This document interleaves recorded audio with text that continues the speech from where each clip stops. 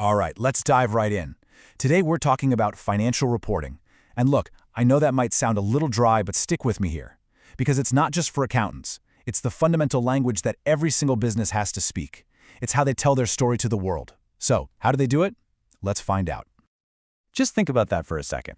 If your favorite local coffee shop or that tech startup you followed could actually talk, what would it say? Would it tell a story of explosive growth? Or maybe a tale of just barely scraping by in a tough year?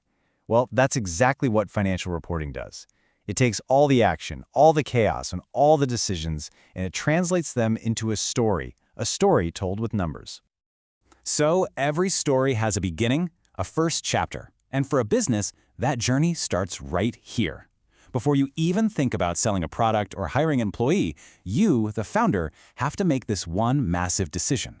And it's a choice that will literally shape the entire future of your company. So put yourself in these shoes. You've got this brilliant idea, right? You're buzzing with excitement, but then you hit this first major crossroads. And the big question isn't, what's my logo gonna look like? Or what should I charge? No, the very first, most critical question is, what kind of business am I, legally speaking? Because this one decision impacts everything, from how you're taxed to how much personal risk you're taking on. Okay, so this lays out your three main paths. First, you could be a sole trader. It's simple, it's straightforward, you are the business. But, and this is a huge but, look at that personal risk row. Unlimited liability. That means if the business gets into debt, they can come after your house, your car, everything. A partnership? Basically the same deal, just with two or more people sharing that exact same risk.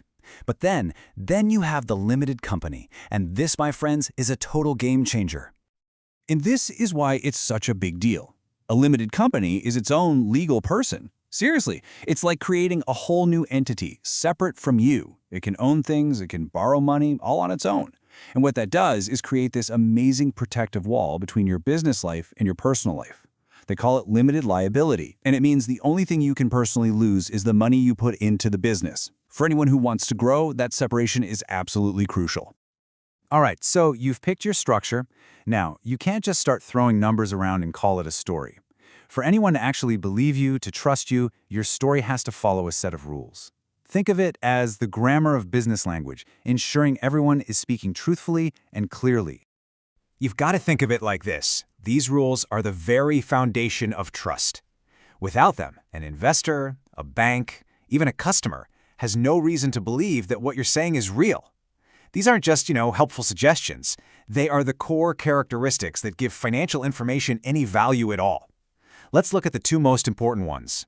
First up, we have relevance. This is super simple. Is this piece of information actually helpful for making a decision right now? That's it. Relevant information helps you predict what might happen, like using this week's sales figures to decide how much inventory to order for next week. Or it helps you confirm if what you did in the past actually worked. Did that marketing campaign actually lead to more sales? That's relevance in action. And this is the perfect way to think about it. I mean, come on, a sales report from 5 years ago? It's basically ancient history. It has zero power to help you predict what's going to happen tomorrow. It's just not timely. The older information gets, the less relevant it becomes, until it's just noise. Okay, the second big rule is called faithful representation. And honestly, it all boils down to one thing: telling the truth, the whole truth. The information has to be complete. You can't just conveniently leave out the bad stuff. It has to be neutral, meaning you can't spin it to make things look better than they really are. And most importantly, it has to reflect what actually happened. It's all about honesty. So you've got your structure, you know the rules of the game. Now, how do you actually keep score? Well, businesses use two main reports, two key documents that tell the most important parts of their financial story. This is their official scorecard. The first one is called the Statement of Financial Position. You might have heard it called a balance sheet. The absolute best way to understand this is to think of it as a photograph. It's a snapshot, frozen in time, let's say at the stroke of midnight on New Year's Eve, that shows you exactly what the company's financial health looked like in that one specific instant. And this is what that snapshot shows. It's built on a beautifully simple equation. On one side, you have assets. That's all the stuff the business owns, like its delivery van, its inventory. On the other side, you have how that stuff was paid for. It was either funded by liabilities, money the business owes, like a bank loan, or by equity, which is the owner's own stake in the company. And the golden rule? The non-negotiable, always and forever rule, both sides have to balance, always. Okay, so if that first report is a snapshot, this second one is the movie. It's the highlight reel of the entire year. It's called the Statement of Profit or Loss, and it's basically the company's annual report card. It doesn't tell you where you are at one moment, it tells you how you did over a whole period of time. And the logic here is so wonderfully simple.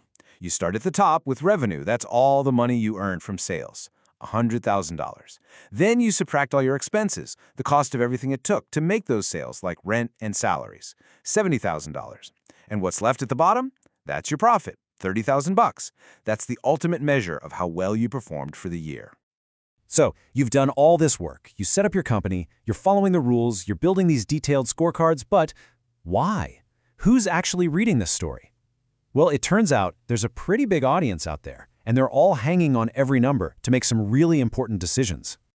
And here they are. This is your audience. You've got investors, and they're asking, if I put my money in, will I get a good return? You've got banks and other lenders asking, if we loan them money, are we going to get it back? You've even got your own managers using these numbers to ask, hey, are we actually doing a good job here? And of course, your suppliers are wondering, are they good for the money? Will we get paid? Every single group is reading your story, trying to find an answer. Which brings us right back to where we started. Financial reporting isn't just math, it's storytelling. And once you understand the language, the characters, and the rules of the plot, you're not just a passive reader anymore. You can start asking the tough questions, you can see behind the curtain, and you can really understand the story that every business is trying to tell. So the next time you see a financial report, ask yourself, what story are these numbers really telling me?